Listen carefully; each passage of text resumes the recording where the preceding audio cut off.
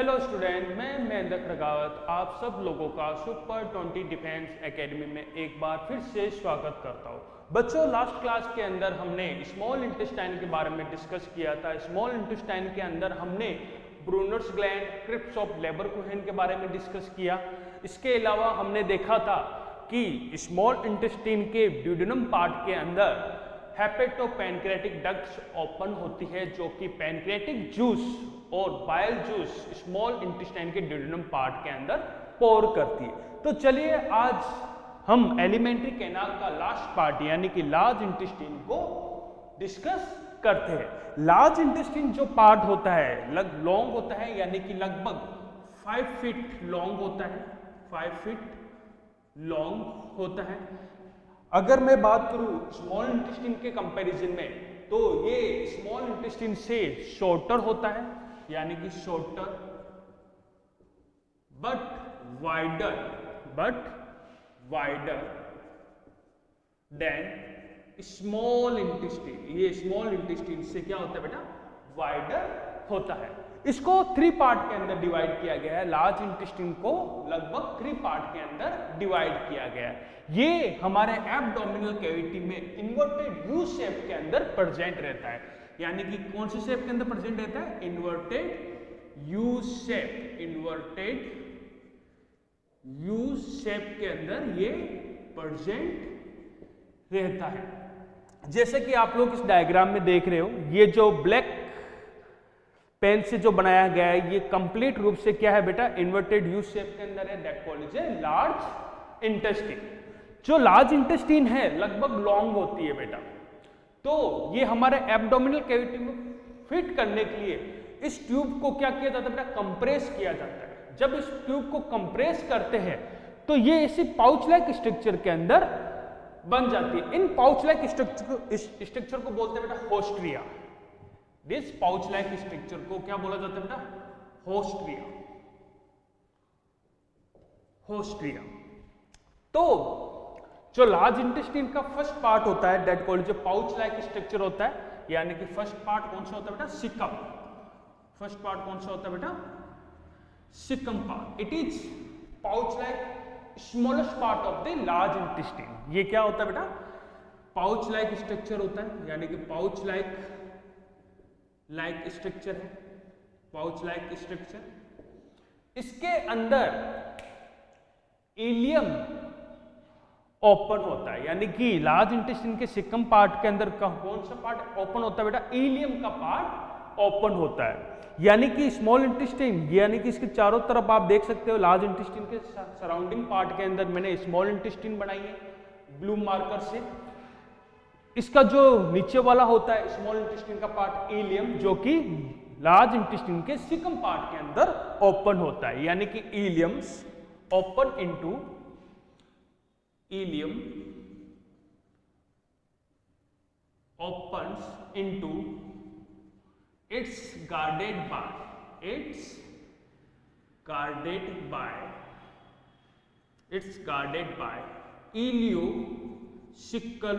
ileocecal wall। ये ileocecal wall जो है बेटा, ये स्पिंटर होता है। इसी के जरिए इलियम किसके अंदर ओपन हो रहा है बेटा? सिकम पार्ट के अंदर ओपन हो रहा है। ये स्पिंटर जो होता है, ये स्पिंटर एक्चुअली ट्रू वॉल है, यानी कि ये फूड के बैक फ्लो को वापस रोकेगा।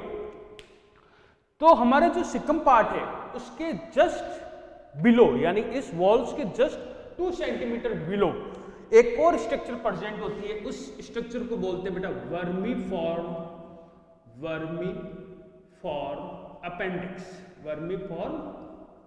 अपेंडिक्स। यानी कि बिलो 2 सेंटीमीटर बिलो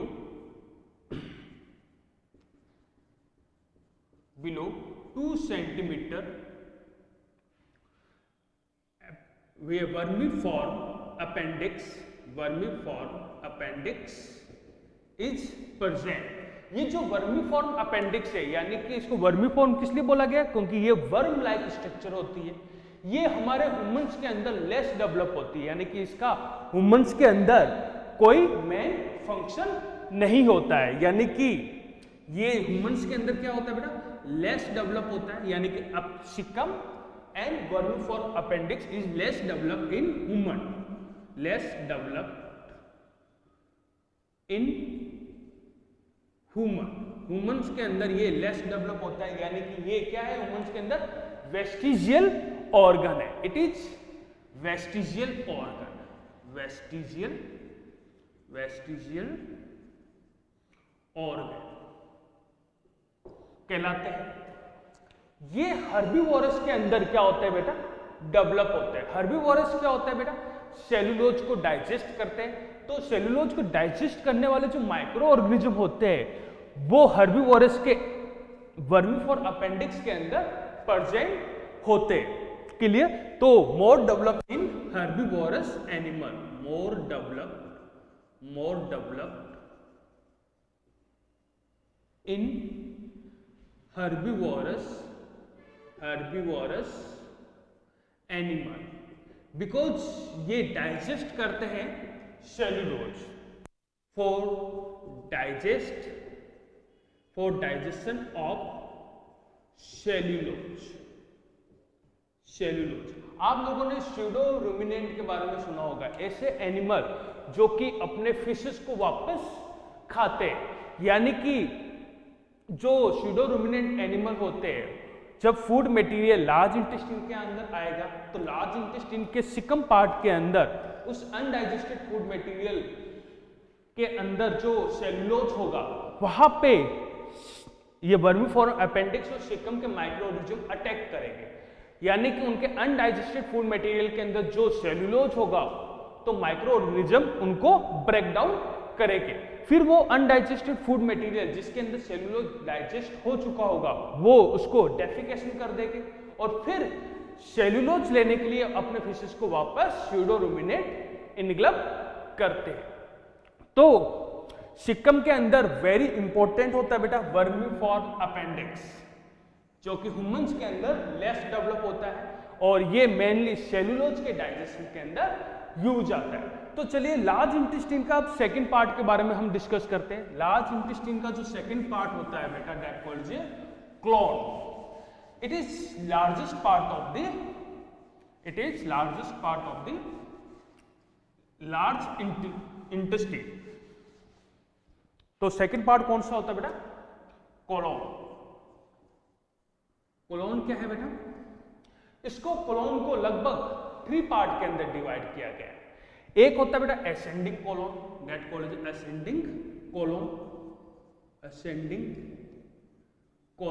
जो कि ऊपर की साइड में जा रहा है। ऊपर क्या प्रेजेंट है बेटा, राइट साइड के अंदर लीवर प्रेजेंट है। तो ये लीवर के पास से राइट साइड में क्या करता है बेटा, ये इस साइड में बैंड करता है। तो इस बैंड को क्या बोलते हैं, यहां पे क्या प्रेजेंट है, यहां कहीं हमारा लीवर प्रेजेंट होता है। तो लीवर के पास से ये बैंड कर रहा है, क्लियर, लेफ्ट साइड की तरफ। तो इस बैंड को क्या बोलते हैं बेटा, hepatic flexure, hepatic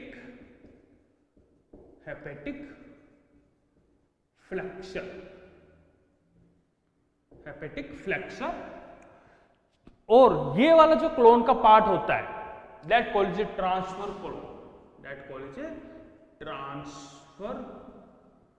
colon, transfer colon spleen के पास से नीचे की साइड में बैंड करता है। तो इस फ्लैक्चर को बोलते हैं बेटा स्प्लेनिक फ्लैक्चर, स्प्लेनिक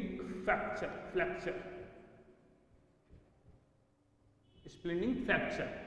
और ये जो क्लोन होती है दैट कॉल्ड डिसेंडिंग क्लोन। ये कौन सी क्लोन होती है बेटा, डिसेंडिंग क्लोन आगे जाकर के एक सिग्मोइड शेप के अंदर, एक सिग्मा शेप के अंदर, जैसे सिग्मोइड कर्व होता है वैसे डिसेंडिंग क्लोन क्या करती है बेटा, कर्व लेती है। तो इस वाले पार्ट को क्या बोलते हैं बेटा,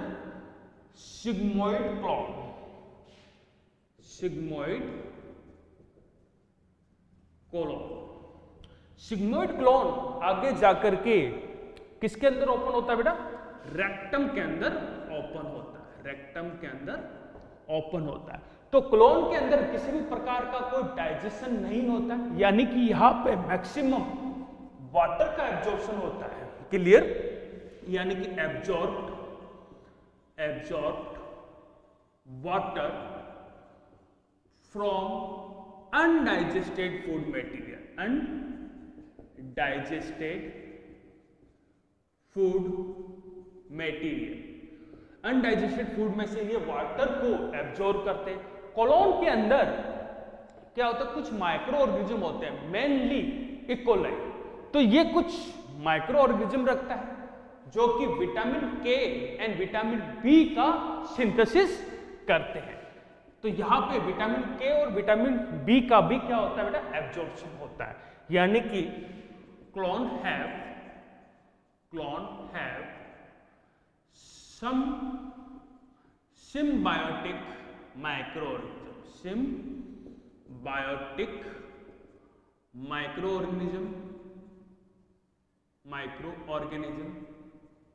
मेनली कौन सा माइक्रोऑर्गेनिज्म रखता है बेटा, इकोलाई बैक्टीरिया रखता है। इनको इंटेस्टिनल फ्लोर भी बोलते हैं, जो कि प्रोड्यूस करते हैं बेटा, प्रोड्यूस्ड विटामिन के एंड विटामिन बी। लास्ट जो अनडाइजेस्टेड फूड मटेरियल है वो सिग्मोइड क्लोन से होते हुए कहां पे आ जाता है बेटा, रेक्टम के अंदर आ जाता है। तो रेक्टम क्या चीज होती है बेटा, वो टेम्परेरी स्टोर करके रखता है फूड मटेरियल को। तो चलिए लास्ट पार्ट, यानी कि हम स्मॉल इंटेस्टाइन का कौन सा पार्ट पढ़ने वाले हैं बेटा, रेक्टम।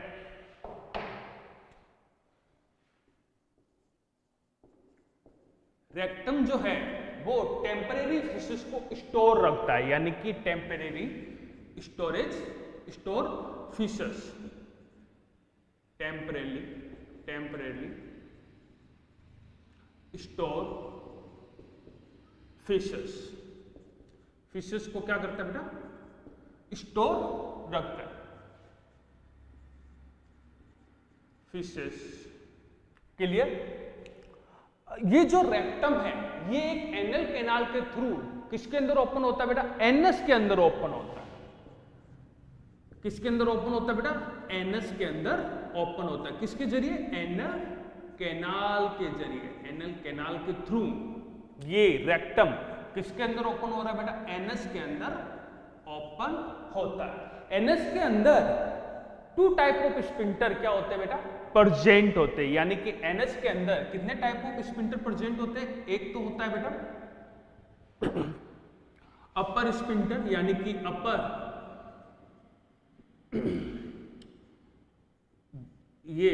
अपर इनवॉल्यूमेंट्री स्पिंटर, इनवॉल्यूमेंट्री स्पिंटर, यानी कि इस स्पिंटर के ऊपर हमारा किसी भी प्रकार का कोई कंट्रोल नहीं होता। यानी कि जस्ट, यानी कि ये मैं बात कर रहा हूं, जैसे ये एनस है, एनस के यहाँ पे अपर साइड में एक स्पिंटर प्रेजेंट होगा जो कि कैसा होगा बेटा, इनवॉल्यूमेंट्री होगा। ठीक अपर इनवॉल्यूमेंट्री स्पिंटर के नीचे लोअर साइड के अंदर जो स्पिंटर होगा वो कैसा होगा बेटा, वॉलंटरी होगा, वॉलंटरी स्पिंक्टर होगा। यानी कि इस स्पिंक्टर पर हमारा क्या होता है बेटा, कंट्रोल होता है। तो अनडाइजेस्टेड फूड मटेरियल को एनएस के थ्रू बॉडी से बाहर निकालने की प्रोसेस को क्या बोलते हैं बेटा, डेफिकेशन बोलते हैं। यानी कि जब एनएस, तो रेक्टम अनडाइजेस्टेड फूड मटेरियल को क्या कर देगा बेटा, हमारे बॉडी से बाहर निकाल देगा। तो चलिए पढ़ते हैं, लार्ज इंटेस्टाइन के कुछ फंक्शन हम लोग देख लेते हैं। लार्ज इंटेस्टाइन के कुछ फंक्शन हम लोग देख लेते हैं।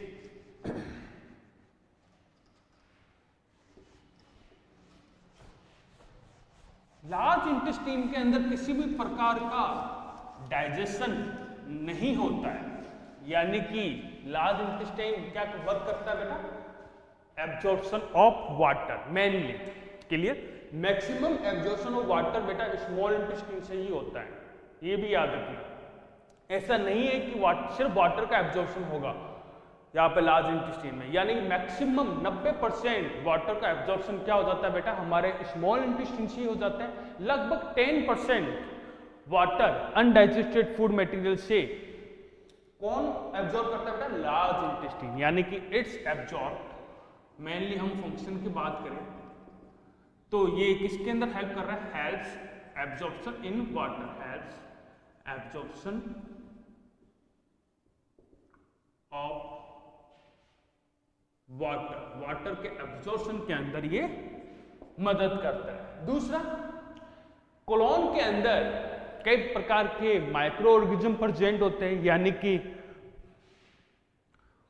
Colon have intestinal floor, intestinal या फिर हैव सिम्बायोटिक माइक्रो ऑर्गेनिज्म लिख सकते हो आप इसको, सिम्बायोटिक माइक्रो ऑर्गेनिज्म, जो कि किसका सिंथेसिस करते हैं बेटा, वेरी इंपॉर्टेंट है, विटामिन के एंड विटामिन बी कॉम्प्लेक्स का ये मेनली सिंथेसिस करते हैं। रेक्टम जो होता है बेटा ये फूड मटेरियल को यानी अनडाइजेस्टेड फूड मटेरियल को कुछ टाइम तक टेम्पररी स्टोर करके रखता है, यानी कि ये store undigested food material, undigested food